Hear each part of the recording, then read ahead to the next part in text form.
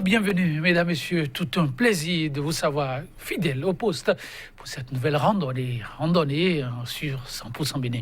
6 mois déjà, oui, mesdames, messieurs, qu'elles ont eu lieu. Et bientôt 7. 7 mois que les législatives, jamais aussi vêtement controversées de l'histoire du renouveau démocratique, se sont tenues avec le cortège, faut-il encore le rappeler, d'importants dégâts matériels, mais aussi, malheureusement alors, de pertes en vies humaines. Pratiquement 7 mois de rancœur se désolent. Nombre d'observateurs, 7 mois de deuil, mais aussi 7 mois de privation de liberté. Énorme, pour ne pas aller au dégel et tourner définitivement la page. À la faveur d'une loi d'amnistie, comme vous l'avez constaté, ce sont 3 personnes impliquées d'une manière ou d'une autre dans les violences post-électorales ont recouvré leur liberté. Dans le lot de jeunes activistes et web activistes, après un séjour carcéral pour le moins éprouvant, prêt à continuer toujours ce combat aux de nouveaux horizons pour scruter désormais tout ce qui s'apparente aux questions ou qui reste en lien avec les questions de liberté individuelle et collective. 100% Bénin pour apprécier, entre autres préoccupations partagées par un grand nombre de concitoyens. Et ce sera au travers du thème ainsi qu'il suit, amnistie et libération d'activistes politiques au Bénin. Le combat pour les droits humains dans les fers. Le débat, ce sera dans un instant avec l'un de ces jeunes gens, Habib Arandessi, c'est son nom, mais en face de lui, un autre engagé, lui, dans la sauvegarde des acquis démocratiques. Nous le retrouvons juste après l'instant revue de presse.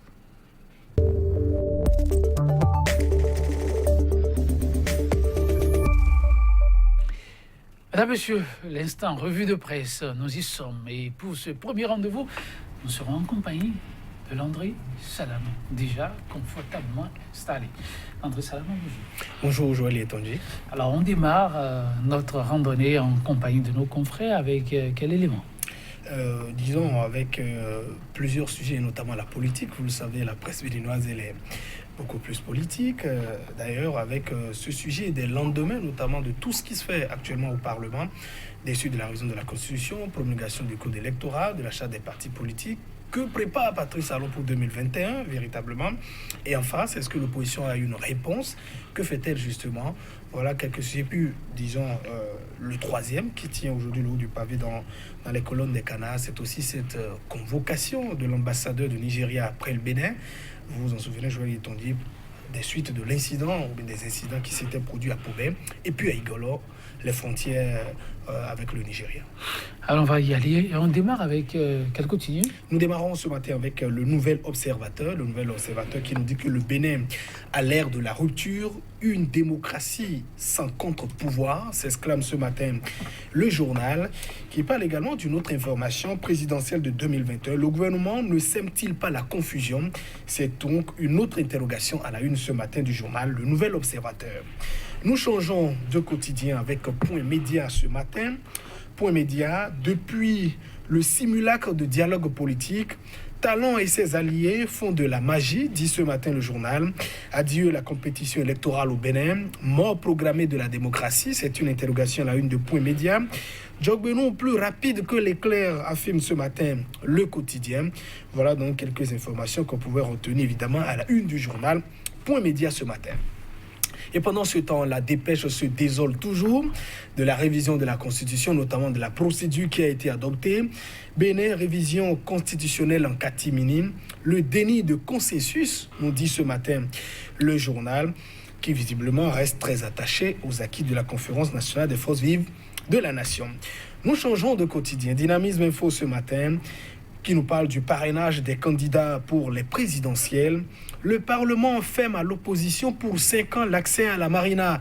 C'est en tout cas la conviction ce matin du journal Dynamisme Info. Et pendant ce temps, Joël Etonji, dans la une ou bien dans les colonnes de l'Echo Magazine ce matin, l'Echo Magazine qui croit savoir, qui croit connaître, j'allais dire, toutes les raisons de ces manœuvres d'un pouvoir essoufflé. Patrice Talon a peur de 2021.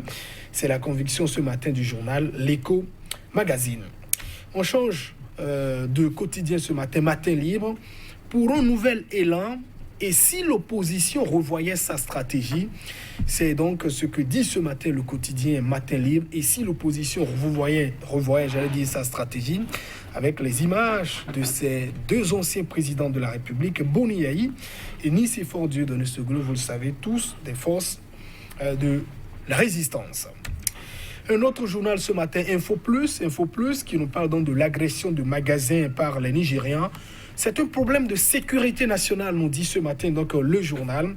Et pendant ce temps, l'événement du jour, un autre journal qui reste toujours attaché donc à la même actualité. Incident diplomatique entre le Bénin et le Nigeria.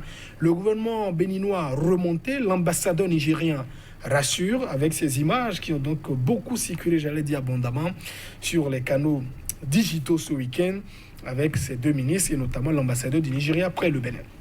Et nous finissons, Joël Tondi, ce matin avec l'Afrique en marche qui nous parle de la descente des douaniers nigériens à Pobé puis à Igola. Il faut éviter la crise militaire et policière, nous dit ce matin le journal. Le Nigeria, le régime de la rupture, médecin après la mort, c'est une interrogation. Et puis la colère noire de Agbenouchi pour rien, s'interroge aussi ce matin le quotidien l'Afrique en marche. Voilà donc quelques informations qu'on a pu glaner ce matin, Joël Yetondi, à nos téléspectateurs. Merci à vous, Landry Salanon. Nous allons y aller avec Point Média. Point Média, dont vous reprenez alors la manchette. Oui, Point Média ce matin, Joël Yetondi, depuis le simulacre de dialogue politique, Talon et ses alliés font de la magie. Adieu la compétition électorale au Bénin. Mort programmée de la démocratie, s'interrompt ce matin le journal. Et puis cette affirmation à la une du quotidien. Diogonou est plus rapide que l'éclair, affirme ce matin le quotidien Point Média. Vous savez, dans l'analyse, dans les colonnes du journal, nos confrères ont quand même scruté un peu, disons, tous les actes qui sont donc en train d'être posés depuis le dialogue politique qui s'est donc tenu au Palais des Congrès. Vous avez vu un peu les étapes qui ont suivi. Joël Yetondi, dépôt du rapport des experts, demande de révision procédure d'urgence, voilà, constitution révisée, promulguée, charte des partis politiques modifiée, nouveau code électoral, tout va vite. Le journal en vient simplement à la conclusion que Patrice Talon prépare déjà 2021. Et il ne faut pas se leurrer, Joël Yetondi. Et d'ailleurs, on continue à se poser la question, est-ce que, évidemment, pour préparer 2021, on a besoin de faire tout cela? On a besoin, disons, de modifier de telle manière toutes les lois que nous avons aujourd'hui dans la République. Parce qu'il faut avoir la conviction, le courage, toujours de le dire. Cette question de parrainage qui vient donc d'être introduite, c'est aussi une question d'exclusion qui se prépare. Souvenez-vous, dans les premiers montus, d'ailleurs, de la proposition du projet qui avait donc fuité, il était prévu au niveau de l'article 44 qui devait donc être modifié qu'il s'agirait des élus communaux, en principe, qui devaient le faire. Parce que je l'ai dit, on ne peut pas discuter les 83 députés, comment dit-on, au niveau du Parlement, avec le régime en place, mais l'honnêteté ou bien la garantie de cet pluralisme aurait voulu, évidemment, qu'on insiste uniquement sur les élus communaux. Bon, c'est peut-être déjà du passé, ça a été promulgué. Moi, je voudrais que nos dirigeants nous disent carrément, Joël Yetondi, est-ce que nous acceptons ce matin changer carrément de régime? Nous savons que nous sommes toujours un régime démocratique. Si on veut le changer, allons à la conférence nationale des forces vives de la nation. Disons désormais c'est un régime autocratique ou un régime dictatorial pour quand même consulter le peuple et pouvoir le dire. Parce que n'oubliez pas, toujours à l'article 2, il est rappelé que la souveraineté appartient au peuple béninois et nulle personne évidemment ne peut donc pouvoir le lui arracher. On ne peut pas, et je continue de le dire, penser à réviser une certaine constitution sans quand même consulter le peuple. Question de parallélisme oblige. Et on se demande, mais... Et je donne finalement raison à ce quotidien ce matin, j'allais dire Eco Magazine, qui dit que Patrice Talon a peur pour 2021. Est-ce qu'une certaine réélection peut nécessiter tout ce que nous observons jusqu'à présent? Et puis sur cette deuxième affirmation, comment dit-on, du quotidien, Diogonou, plus rapide que l'éclair. Je crois que je fais partie quand même des personnes qui gardaient jusque-là une certaine réserve en disant il faut quand même, sur une bonne période, une certaine quantité de décisions avant de venir quand même à une certaine conclusion sur une Cour, ne pas tomber dans une conclusion hâtive. Mais je crois que de plus en plus, la Cour constitutionnelle ne nous laisse plus du tout le choix de conclure quand même à la désolation, la déception notamment des décisions qui sont rendues. Tenez, et je crois qu'elle s'est davantage mal illustrée à travers la promulgation, par exemple, du code électoral qui a été voté. les députés sont descendus à 7 heures du matin. C'est-à-dire, la loi, ils ont travaillé dans la nuit jusqu'à 7 heures. Certains sont rentrés. Quand est-ce que Joël Yetonji, disons, la mise au propre du texte qui a été promulgué a eu lieu? Quand est-ce qu'on l'a remis donc au président de l'Assemblée nationale? Quand est-ce que Louis Lavonou a saisi le président de la République? Quand est-ce que le chef de l'État a saisi la Cour constitutionnelle? Quand est-ce qu'on a mis en place, disons, une commission pour étudier le recours? Et quand est-ce que Joël Yetonji, on a pu donc rendre la décision? Tout cela dans la mi-journée, on se pose quand même une question. On dit quand même que oui, c'est quand même flagrant d'observer une telle célérité sur une décision. Et je crois que le seul rempart qui devait rester, si on en arrive donc à ce genre de décision, la Cour donne raison à tous ceux qui ne croient plus du tout, disons, à l'impartialité, disons, de ces membres. Et je crois qu'en s'illustrant avec cette promulgation que nous avons obtenue du code électoral, voilà, elle donne totalement raison à toutes ces personnes, Joël Yetonji. Je voudrais conclure quand même sur ce point en disant, vous savez, même au niveau de l'Assemblée populaire suprême, c'est-à-dire l'équivalent de l'Assemblée nationale en Corée du Nord, où vous avez quand même 687 députés, nous avons au moins 3 indépendants. C'est-à-dire qu'au moins au niveau de l'Assemblée nationale en Corée du Nord, vous avez 3 qui ne parlent pas à la même voix avec Kim Jong-un, le pouvoir. Mais au Bénin, nous n'avons rien. C'est-à-dire que même l'Assemblée nationale de la Corée du Nord est meilleure par rapport à l'Assemblée nationale du Bénin dans la configuration.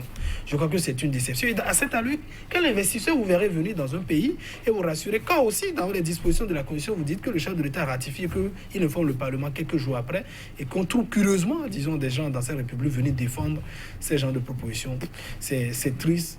Et malheureusement, on dit souvent quand c'est mou, il faut aussi faire attention, Joël Yetonji. C'est-à-dire quand vous êtes dans un tunnel et qu'il n'y a que de l'espace et vous croyez que vous êtes donc en terrain conquis, peut-être que c'est l'océan qui se situe de l'autre côté. Merci à vous, André Salan. On nous informe qu'on a encore quelques minutes.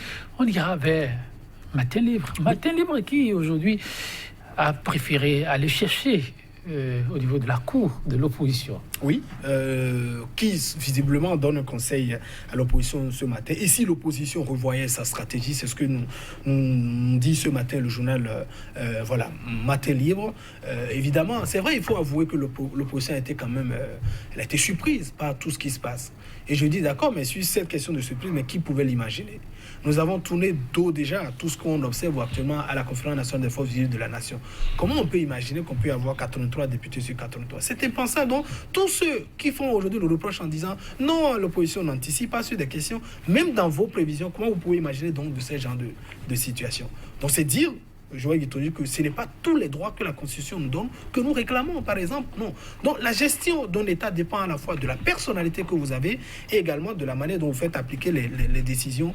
Donc, je trouve également que le chef d'État, vous savez, il a déjà une très forte personnalité. Ajouter également à tout ce que nous observons, je crois que là-bas est déjà très haut et ça n'arrange pas totalement le plus. Moi, je continue de penser que la voie que nous avons empruntée n'est pas une bonne voie. Il faut retourner, disons, à l'essentiel que nous avons. Et l'opposition aujourd'hui, peut-être, c'est vrai, on vous dira qu'en Socé, aujourd'hui, vous avez des taupes, c'est-à-dire l'information aujourd'hui prononcée déjà au dehors. Vous avez aujourd'hui une guerre de leadership qui se pose en son sein, dont je crois qu'il y a également certains aspects au niveau de l'opposition à pouvoir régler. Moi, je ne suis pas pour, par exemple, qu'elle puisse dévoiler cette stratégie, parce qu'un pouvoir comme ça, qui brime, qui utilise les lois pour tout arranger, il faut également l'effet surprise. Mais sur le principe, je suis d'accord, il faut penser aussi à revoir la stratégie au niveau de l'opposition, même si elle ne peut pas tout prévoir face à un régime qui utilise les lois pour tenter de tout légitimer, un peu comme les attroupements non armés dans le code pénal. Merci André Salon. Merci également à vous, chers téléspectateurs. Vous le constatez longtemps encore, le Bénin fera avec les données politiques qui prennent pignon sur rue.